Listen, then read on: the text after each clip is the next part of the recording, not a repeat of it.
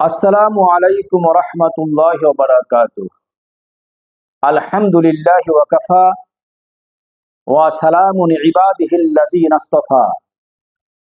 সুপ্রিয় দর্শক ও শ্রোতা, ওযুর ফরজ কয়টি ও কি কি, গোসলের ফরজ কয়টি ও কি কি, তা কি আপনার জানা আছে? উত্তর হবে, এই বিষয়টি অনেকেরই জানা আছে, কিন্তু কোনো কোনো ভাই বোনের জানা নাই। বিষয়টি যদিও কমন, কিন্তু আসলেই এই বিষয়টি আমাদের জন্য খুবই গুরুত্বপূর্ণ। কারণ ওযুর ফরজ জানা না থাকলে, গোসলের ফরজ জানা না থাকলে এবং কোন ফরজ কিভাবে সম্পন্ন করতে হয় সে নিয়ম, সিস্টেম, পদ্ধতি জানা না থাকলে ওযু হবে না।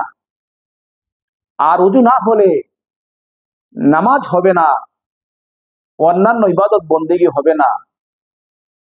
ফরজ গোসলের ফরজ কয়টি ও কি কি, সেই ফরজের নিয়ম, সিস্টেম, পদ্ধতি কিভাবে রক্ষা করতে হয় এ বিষয় আমাদের জানা না থাকলে আমাদের ফরজ গোসল হবে না, এবং ফরজ গোসল না হলে নামাজ হবে না, অন্যান্য ইবাদত বন্দেগী হবে না।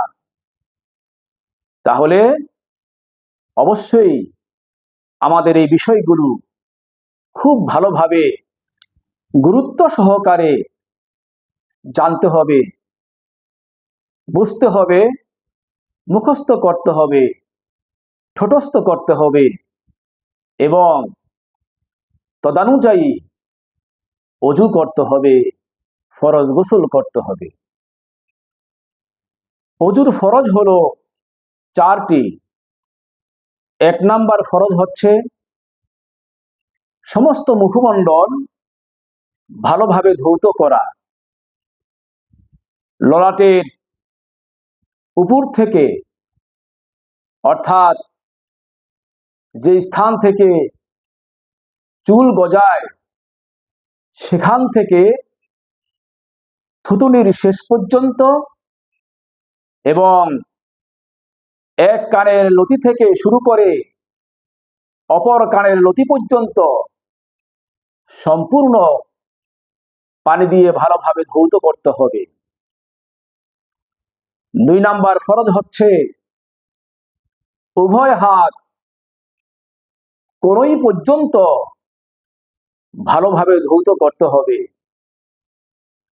3 নাম্বার ফরজ হচ্ছে মাথার 4 ভাগের 1 ভাগ মাসেহ করতে হবে। 4 নাম্বার ফরজ হচ্ছে উভয় পায়ের গিরা পর্যন্ত ভালো করে ধৌত করতে হবে। গোসলের ফরজ হচ্ছে 3টি। 1 নাম্বার ফরজ হলো গড়গড়া সহ কুলি করা। 2 নাম্বার ফরজ হলো নাকে পানি দেয়া এবং নাকের ভিতরে নরম জায়গা পর্যন্ত পানি পৌঁছে দেয়া।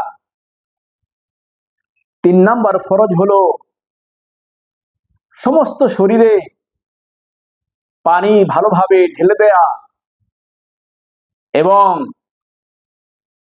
পশমের একটি গোড়াও যেন শুকনো না থাকে সেদিকে সতর্ক থাকা।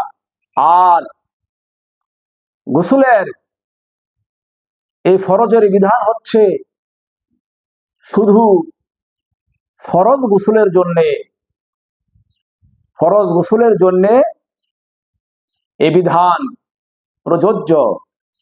আল্লাহ পাক আমাদের সবাইকে সঠিকভাবে ওযু করার এবং ফরজ গোসল করার তৌফিক দান করুন।